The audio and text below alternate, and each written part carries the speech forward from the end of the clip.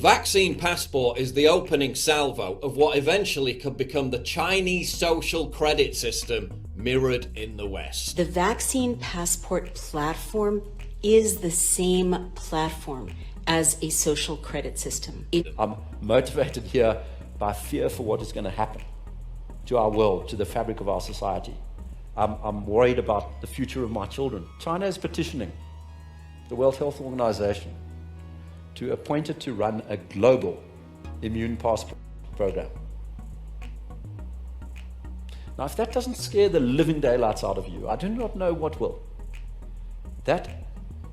This kind of centralization, this kind of control, social credit systems, that's dystopia for you. This is the most dangerous tool that humanity has faced in my lifetime, if not ever, in terms of human liberty.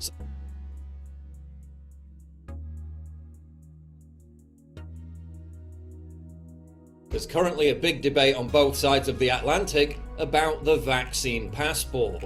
According to the UK government, COVID passports will, quote, become a likely feature of our lives. This is what a mock-up of the vaccine passport looks like. Name, photograph, date of birth. Kind of reminds me of something that starts with ID and ends in card. Oh yeah, it's a digital ID card. The same thing that in 2004 Boris Johnson said was, quote, a recipe for tyranny and oppression. A recipe for tyranny and oppression as well.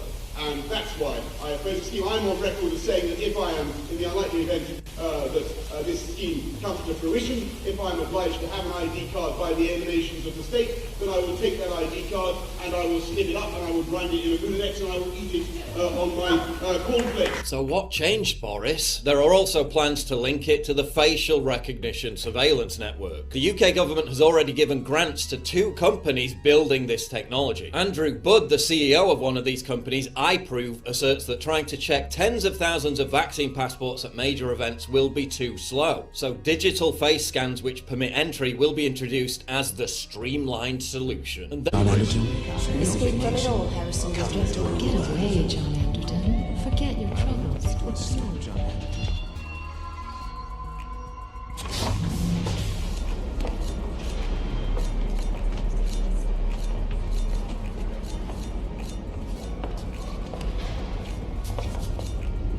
China, which has universally been praised by health authorities and governments in the West for its response to the COVID outbreak, has already linked its coronavirus tracking program to its social credit score system. The idea that this could, for example, be used for totalitarian social monitoring, well, this has now become a reality in China.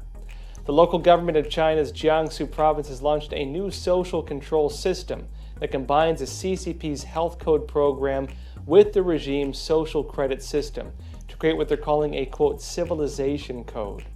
This new system gives people a civilization score, which ranks them into different levels. And this level is then used by the government to judge who gets priority or who should be subjected to restrictions or punishments. What is the social credit score system? It's a centralized database linked to internet activity, purchase history, and general behavior, which punishes citizens for a whole host of minor infractions, including bad driving, smoking on trains, buying too many video games, buying too much junk food, buying too much alcohol, calling a friend who has a low social credit score, having a friend online who has a low social credit score, posting fake news online, visiting unauthorized websites, walking your dog without a leash, or letting your dog bark too much.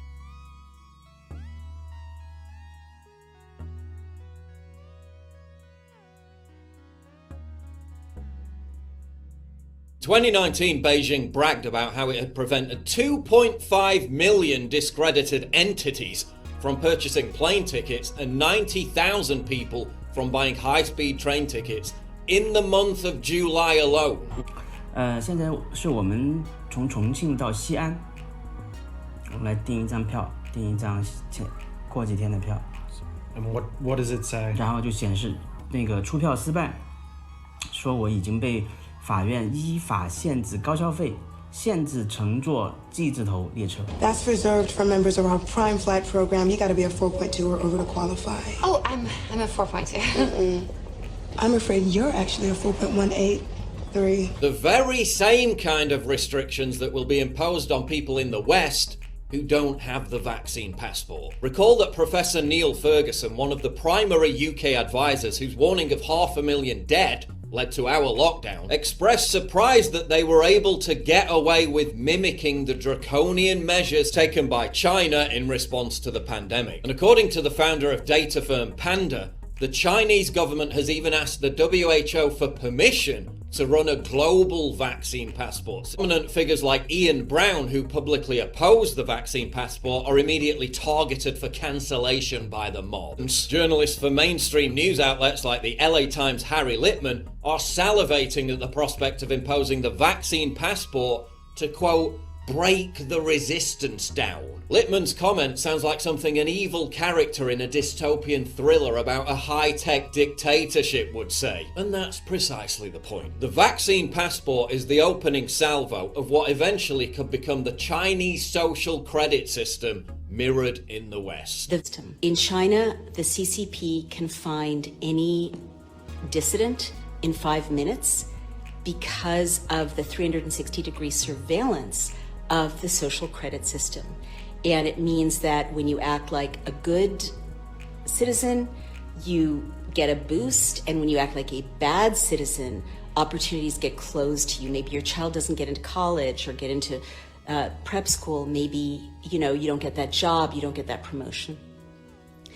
The vaccine passport that is being proposed in the rest of the West is the same platform. This is the most dangerous tool that humanity has faced in my lifetime, if not ever, in terms of human liberty. So you don't have to be an ardent anti-vaxxer to realise what a horrific precedent the vaccine passport would set. Fine, get the vaccine ID card based on your level of compliance with government mandates, empowering the state to restrict the basic freedoms of those who, for whatever reason, don't fully comply, keeping millions of people under a de facto permanent state of lockdown, preventing them from enjoying basic leisure activities and God knows what else in the future. Don't forget, France even tried to pass a law banning those who didn't take the jab from using public transport. A German geneticist said people who refuse the shot should be denied medical treatment. Canada's current chief public health officer appeared in a 2010 documentary in which she advocated using mandatory tracking bracelets for people who refuse to take a vaccine after a virus outbreak. If there are people who are non-compliant, there are definitely laws and public health powers that can quarantine people in mandatory settings.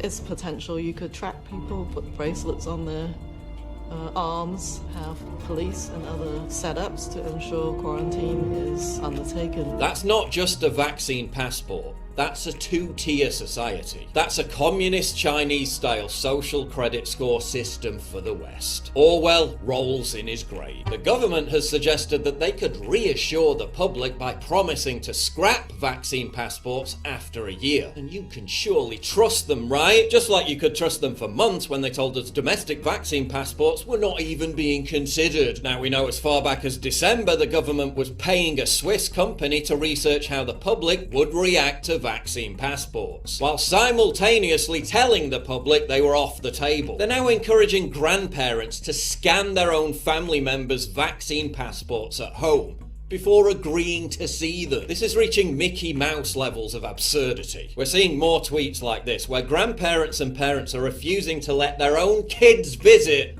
because they don't want to take the vaccine. The fabric of society is being further ripped apart as families become more atomized from each other. Oh, but Boris did us such a great favour. He vowed no vaccine passports to visit the pub. Yeah, not yet. They're already making sounds that that's going to be readdressed in the future as well. And anyway, that's classic PR mind games. They frighten everyone with overwhelmingly draconian suggestions. Then we're supposed to be grateful when they relent just a little bit. And now every single person who visits a pub and a restaurant has to feed all their details into the NHS tracking database anyway. In summary, and to emphasise, it's not just a COVID certification system. It's a digital ID card. It's not just a vaccine passport, it's the embryonic beginnings of a Chinese communist-style social credit score for the West. Somehow I don't believe the 80% in polls who say they support the vaccine passport system actually understand the true scope of what it entails. And given that it's looking like we'll see a vote on this in Parliament, it's time the UK government was honest with the British public about what's really being proposed here.